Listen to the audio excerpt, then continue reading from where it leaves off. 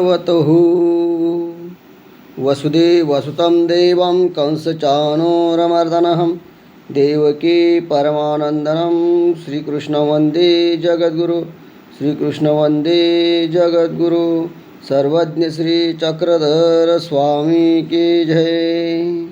दंडवतुः महानुभावपंथीय ज्ञान या चॅनलवर आपण महानुभाव पंथाबद्दल ज्ञान ऐकत आहोत। आज आपण ऐकणार आहोत की जे काही महानुभाव पंथामध्ये ज्यांनी उपदेश घेतलेला आहे ते उपदेश घेतलेले लोक अपुऱ्या संसारातून संन्यास का घेतात। कारण महानुभाव पंथामध्ये उपदेश घेतल्यानंतर हा उपदेश का घेतात ती परमेश्वर मोक्षमार्गाचा हा पंथ आहे। परमेश्वराची प्राप्ती व्हावी, जन्ममरणापासून आपलं वेगळं व्हावं, पुन्हा जन्ममरणाला येऊ नये हा याचा उपदेश घेण्याचा भाव आहे। उपदेश घेणे म्हणजे आत्मकल्याणासाठी आपण भाव घेतला आहे।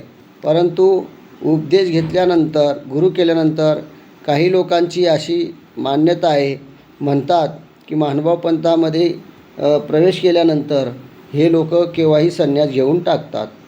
तर असं त्यांच्यामध्ये मनामध्ये शंका असते।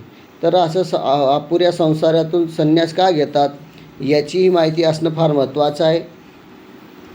परंतु उपदेश घेतल्यानंतर या ठिकाणी सर्वच संन्यास घेतात असं काही नाही। कारण प्रत्येक व्यक्ती उपदेश हा कशासाठी घ्यावा लागतो, उपदेश घेणं ही पहिली पायरी आहे। उपदेश घेणं म्हणजे त्या ठिकाणी प्रपंचात राहिल्यानंतर प्रपंच कसा करावा, प्रपंचामध्ये नामस्मरण व्यसनापासून कसं दूर राहावं, साधू संतांची सेवा, आल्या गेल्याची सेवा कशी करावी, किंवा प्रपंचामध्ये असल्यानंतर लग्न वगैरे समारंभ झाल्यानंतर लग्नानंतर जे काही आपली पत्नी वगैरे किंवा पती हे जे काही परिवार येतो त्या परिवाराशी कसं वागावं, घरामध्ये जे काही आपले वडीलधारी लोक असतात, सासू सासरे असतील, आईवडील असतील, यांच्याशी कसं वागावं, आपल्या मुलांशी कसं वागावं हे सुद्धा उपदेश घेतल्यानंतर शिकवलं जातं। आणि व्यसनापासून कसं दूर राहावं, आपल्या प्रपंचाला कसं वाचवावं हे सुद्धा उपदेश घेतल्यापासून आपल्याला समजवण्यात येतं, म्हणजेच आपल्याला ज्ञान दिलं जातं।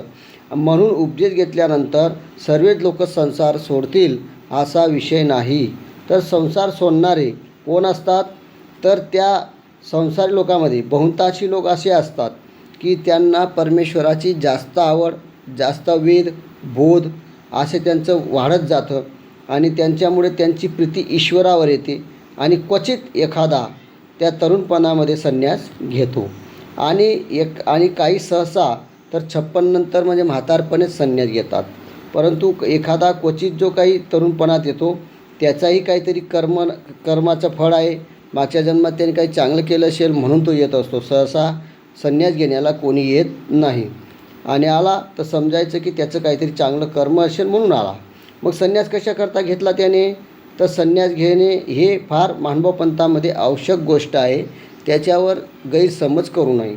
संन्यास घेणं म्हणजे संन्यास घेतल्यानंतर त्यांच्यासून आपला जो काही कर्म आहे, आपण जे काही पाप पुण्य करून आलो आहेत, अनेक जन्मामध्ये जे काही पाप केले आहेत, या कर्मनाशापासून आपण सोडून नरकापासून सुद्धा आपली सुटका व्हायला पाहिजे। म्हणजे आपण जे काही अनंत जन्म नरक भोगत आलेलं आहेत, 84 लाख योनी भोगत आला आहेत, अनेक प्रकारचे नरक आहेत, ते नरकांपासून आपली कशी सुटका व्हायला पाहिजे आणि त्याशिवाय मोक्षप्राप्ती कशी मिळेल, म्हणजे जन्ममरण नको आहे आता, अशी मोक्षप्राप्ती कशी मिळेल यासाठी आणि विषय उपभोगासाठी जसं विषय उपभोग घेतो तर इंद्रिय सक्षम असावे लागतात। कारण ज्ञान मिळवण्यासाठी जसं आपल्याला जर कधी खाण्यापिण्यासाठी सर्वांसाठी काम करण्यासाठी आपली इंद्रिय सक्षम व्हावं लागतात, तसे ज्ञान मिळवण्यासाठी सुद्धा आपल्याला इंद्रिय सक्षम व्हावं लागतात। आणि म्हणून तरुणपणात जर एखादा निघाला, संन्यास घेतला, त्याच्या आत्मकल्याणासाठी त्याने संन्यास घेतला, तर त्यावेळेस त्याचे इंद्रिय सक्षम असतात, त्याचे ज्ञान मिळवण्याची त्याची जिज्ञासा वाढते आणि तो ज्ञान भक्ती वैराग्य करू शकतो।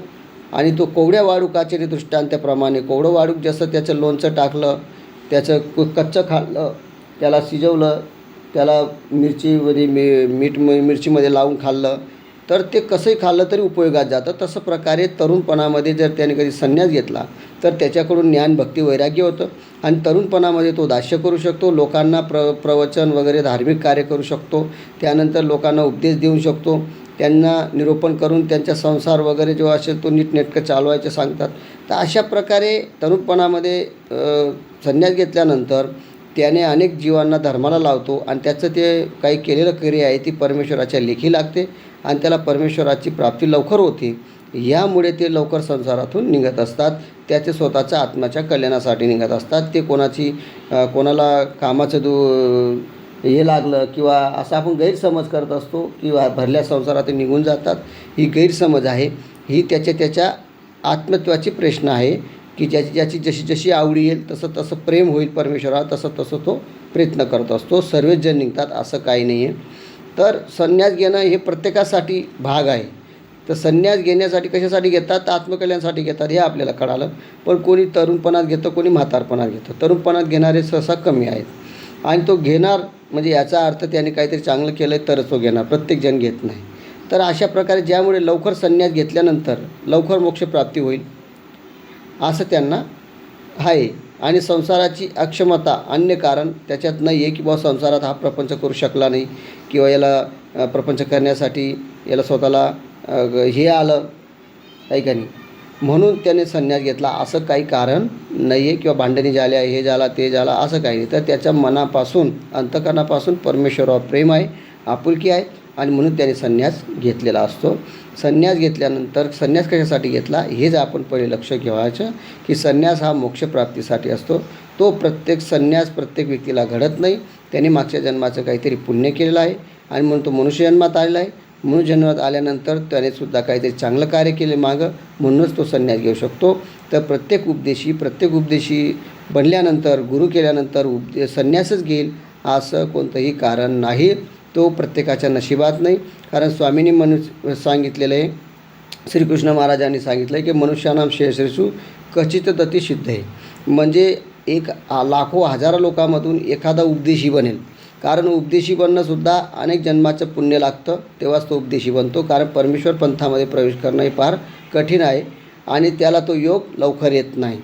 हा मोक्षमार्गाचा पंथ आहे महानुभाव पंथ आणि त्याच्यामुळे त्याचा लवकर प्रवेश होत नाही. तर अशा अनेक जन्मांमधून एखादाच उपदेश घेतो आणि लाखातून त्याच्यामधून एखादा संन्यास घेतो. तर असं स्वामींनीसुद्धा सांगितलेलं आहे. म्हणून संन्यास घेणारे सर्व संन्यास घेतात असं नाही.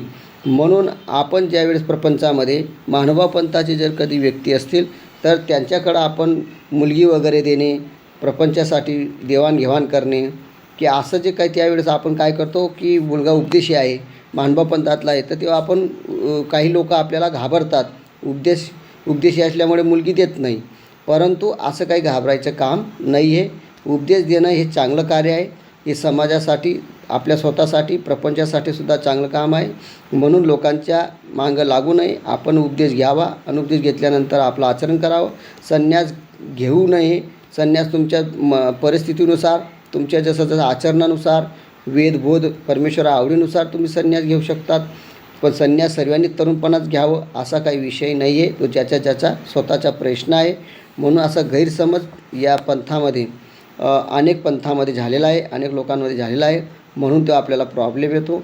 परंतु आपणही उपदेश घेताना आपण ते प्रॉब्लेम करतो आणि आपणही उपदेश घेत नाही. म्हणून आपण देवधर्मापासून दूर जातो, आपल्या आत्मकल्याणापासून दूर जातो. म्हणून समाजामध्ये फिरत असताना आपण स्वतः परमेश्वराचा विषय करावा, आपण स्वतःच्या आत्मकल्याणाचा विषय करावा. म्हणून या ठिकाणी सांगितलेले की अपुऱ्या संसारातून संन्यास का घेतात. तर संन्यास घेण्याचं कारण म्हणजे लाखातून एखादा संन्यास घेतो, प्रत्येक घेऊ शकत नाही. कारण संन्यास घेणं हे सोपं कार्य नाही आहे. संन्यास घेतल्यानंतर काय कष्ट करावं लागतं, काय आचरण करावं लागतं याच्यासाठी सुद्धा त्याला प्रॅक्टिस असते, त्याला ज्ञान असतं. तो ज्यावेळेस पंथामध्ये फिरतो सर्वांकडे ज्ञान घेतो आणि तेव्हा तो संन्यास घेतो. आणि संन्यास घेतल्यानंतरसुद्धा कसं निभावावं लागेल याचंसुद्धा त्याला ज्ञान असतं. म्हणून संन्यास घेणं 1 करोडामधून एखाद्याचं काम आहे. कारण ती तारेवरची कसरत आहे. प्रपंचामधून निघणं ही तारेवरची कसरत आहे. प्रपंच सोडणं, घरदार सोडणं, मुलं बाळं सोडणं हे काही स्वतःच हे सहजा घडत नाही. म्हणून सर्वच संन्यास घेत नाही अशी गैरसमज पंथामध्ये अन्य लोकांमध्ये झालेली आहे. परंतु तशी समज त्यांनी करू नये. म्हणून संन्यास का घेतात तर आपला आत्म्याचं कल्याण व्हावं म्हणून संन्यास घेतात. तर असं हे कार्य आहे. तर ही आपल्या एक प्रकारची शंका आहे आणि ती शंका या ठिकाणी आपण सांगितलेली आहे. की का संन्यास घेतात, याला महत्त्व कारण मोक्षासाठी घेतात. तर पुढचं भागात पुढचं घेऊ. दंडवतहु सर्वज्ञ श्री चक्रधर स्वामी की जय.